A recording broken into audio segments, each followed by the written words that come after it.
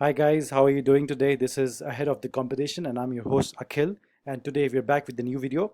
Today we're looking at 5 cool hacks for the GRE exam. Now the GRE exam can be a little difficult to prepare for because um, uh, it takes about 2 to 3 months to prepare, and it can be a little demotivating sometimes because you might hit a plateau, or sometimes in the mock exams or the test exams you might get low scores, and you might feel that you've hit a plateau, or you're not getting good a score as you might have been expecting.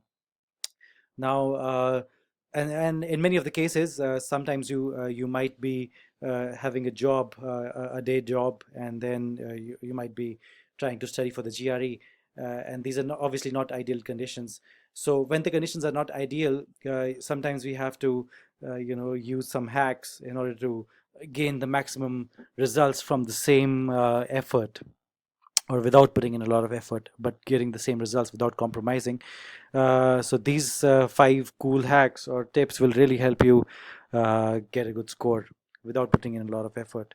Now, the first is eat the frog. Now, a lot of times when we start with any kind of preparation, competitive exam preparation, we take a lot of time. We beat around the bush for a very long period of time. We don't get to straight to the point.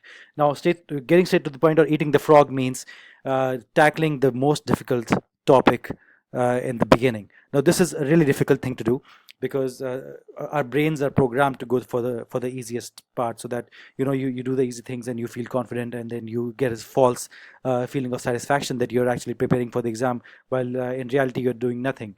So if you actually give a just a screening exam, just to see where exactly are your strengths and exactly are your weaknesses, and then focus only on the weaknesses. Since you don't have enough time available, just focus only on the weaknesses. Go and study those chapters.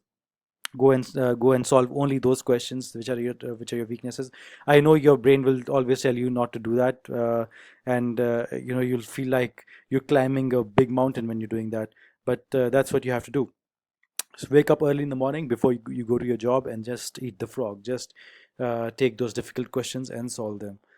The next step is tests only. Now, since you have less time available, you should just give tests, because what's happening here is you have a timing constraint. You have a timer on your head, and this lets you prepare exactly for how the exam would actually be, for the real exam conditions.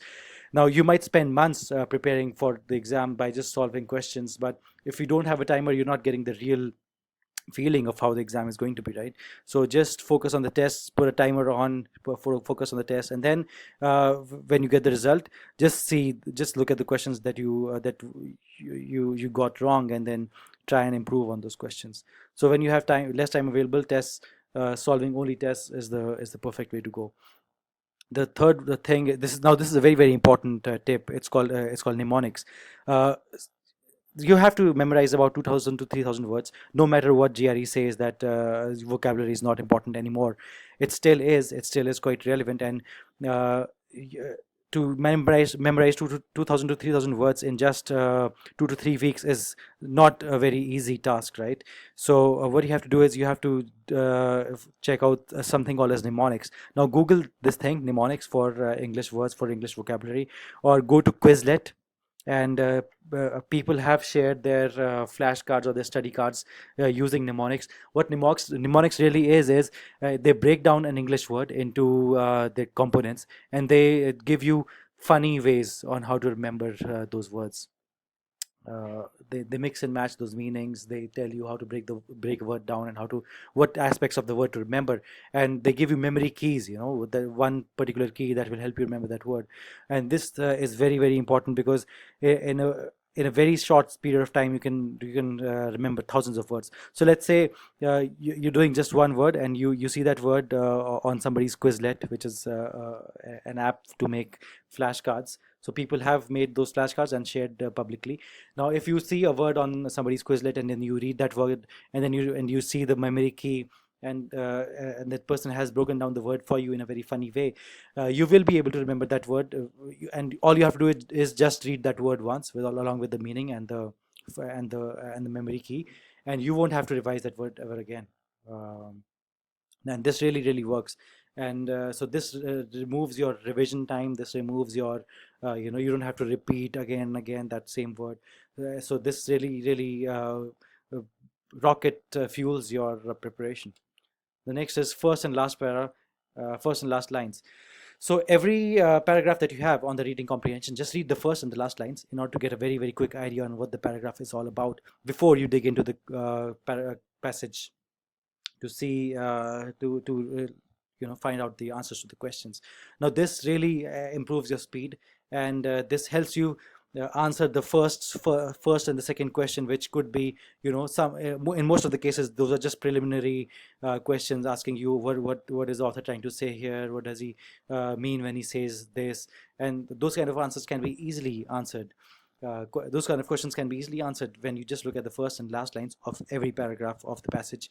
Now, the next step in the same breadth is pairwise. So what that means is, let's say you have a reading passage and then you have about 5 questions, and all of those 5 questions would be divided as per the paragraphs. So let's say you read the first paragraph and then you see the first question on the right side.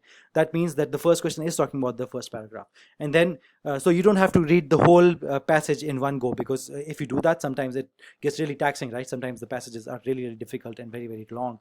So what you can do is you can just read one paragraph of that passage and then read the question, answer that question, and then go to the second question, which will also then you read the second paragraph, because that second question would be from the second paragraph. And this is usually how they lay out the questions, usually. In some of the cases, they do mix and match. Sometimes the second question is about the fourth paragraph and this third question is about the first paragraph, stuff like that, but that is quite rare. So it's mostly the first question would be about the first paragraph, and the second question would be about the second paragraph, and so on. And that's why this really helps, and this really helps you to break down the paragraph into various different components, and you don't have to tackle the whole paragraph in one go. Now the last tip is for sentence equivalence. Mostly what you have to do is you have to plug all the answer choices in the question. Now sometimes you know the answer, sometimes you don't know the answer, but in all of the cases, just take the answer choices, plug them in, and just see if they're flowing in with the sentence and if they're making sense. Now this is a nice hack, this is a very nice tip, because this really reduces the time. This helps you get the question right almost every single time, because sometimes you have a hunch about what the answer could be, and then when you actually plug the answers in, you come to know what's actually working and what's not really working. So this will help you increase your accuracy in the sentence equivalence questions. Now I hope these all these tips were really helpful to you, and just keep watching our videos. Just keep subscribe to our channel, like, comment, share this video, and we're up with new videos every single day, which will really help you improve your GRE score. Thanks a lot for watching, and see you tomorrow.